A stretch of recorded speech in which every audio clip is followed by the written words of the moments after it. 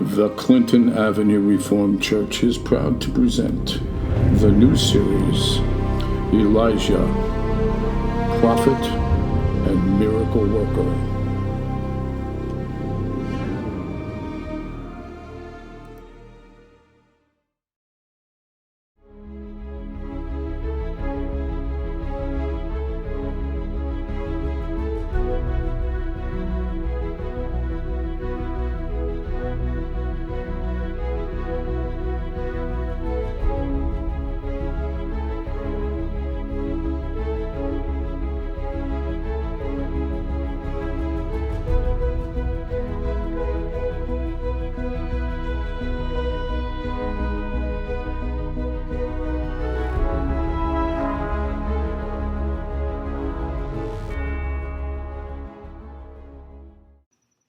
Hello, my friends. Welcome back to another story of the exploits of Elisha, the great prophet of Israel. Yes, how many weeks have we done this now? I'm not sure. I think it's 4 or 5. But I'm glad you're back. And I hope you've invited friends to join you. Please, if you would, when you see this on Facebook, like, share it, comment on it. Invite everyone you know.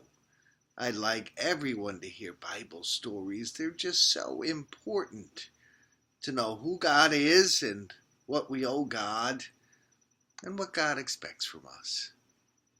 In a few minutes, Elisha himself is going to come out and tell you the story.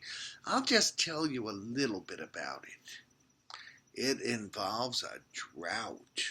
Now, do you know what a drought is? I know it's hard to believe with all the flooding that we've had with the hurricanes. It's hard to believe there are times when there's not enough water. This year we've had too much water. Well, it also involves a war. There was a kingdom called Moab. And the people of Moab and their army were trying to take over all of the other little countries around them. So 3 countries, northern Israel, usually called just Israel, southern Israel, which is usually called Judah, and a 3rd country called Edom, all made an alliance. And they were going to get together to stop Moab from conquering all of them. They assumed that Moab was strong enough that Moab could take them over one at a time. But if they worked together, that would be much harder for Moab to take over all of them. So Israel, Judah, and Edom all got together. But they had a problem. They marched their army to a place where they could stop the army of Moab, and the river that was usually flowing, the river which usually had water in it, no more water.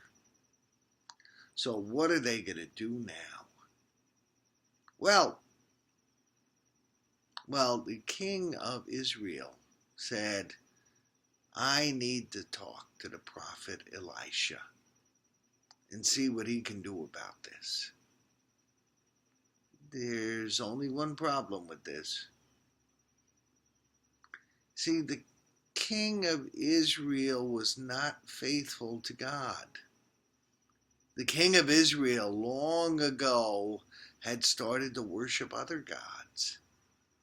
He had a lot of statues and idols where he lived, and he was praying to them, not to God.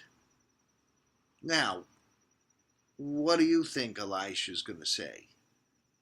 Elisha, the man of the true God. What's he going to say when the king of Israel, who prays to idols, asks him for a favor?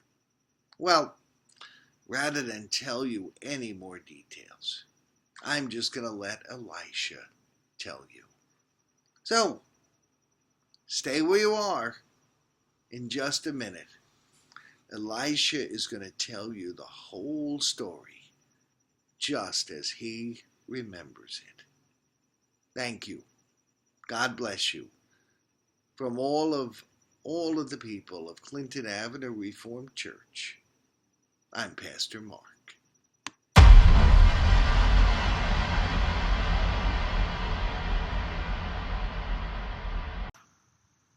Hey kids, you're back again for another of my stories, huh? Well, Pastor Mark asked me to tell you the story of a river that was dry and 3 armies that needed water.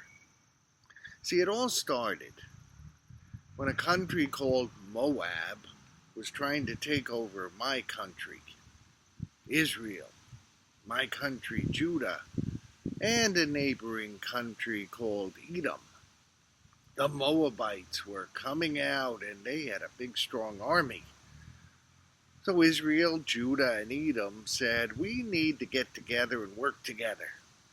So those 3 kings raised a very big army. What do you think armies in my day carried with them? Big weapons like you kids have today in your armies? No, they used different things. They used long knives, like this one here. They used swords, like this one here. They also bows and arrows. They were used a lot. And of course, in my day, there weren't any trucks. So how did armies get around? Well, most of them walked. But of course, some of them rode horses. You know, horses get pretty thirsty when they drink. So these 3 kings with the 3 armies, they came to a river called the Wadi. And they expected to get nice drinks from the river. Each soldier carried his own cup, so he could dip it in the river and drink. And of course the horses could go to the river and they could get their drinks too. These 3 armies assembled by the Wadi River, and they were all set to take on Moab before Moab got them. Then there was a problem. They got to the Wadi River, and guess what? It was dry. It was bone dry. There wasn't even enough for a cup of water. So, what are they going to do? Well, the king of Israel said, I'm going to go talk to Elisha. I bet that prophet can do something for us. But there's only one problem with that. The king of Israel was not faithful to my God. The king of Israel was practicing worshiping idols. Gods that other people said were gods, which really weren't. They were simply statues. He did not praise the God of Israel. He did not worship the God of Israel. He did not pray to the God of Israel. I was not happy with that king because I know the power of the God of Israel. And anyone who worships another God, I think, is a fool. So the king of Israel came to me and said, Elisha, we've got a problem. We're trying to take care of Moab, but there's no water for the horses, and there's no water for the army. You know what I told him? Why are you coming to me? For how many years now? You've prayed to false gods. You've worshipped idols. And now when you're in trouble, you come to me? Seriously? Why don't you go Talk to your idols about it. Do you know anyone like that? Who neglects God? Who never worships God? Never prays to God? Never does what God says to do? And then the first thing they do when they're in trouble is they come running to God, help me, help me, help me. Is that fair? Does that make sense? If we neglect God, why would we come to Him when there's trouble? Well, it wasn't just the king of Israel who had a problem, though. It was the king of Judah also. His army was also suffering from this drought, a lack of water.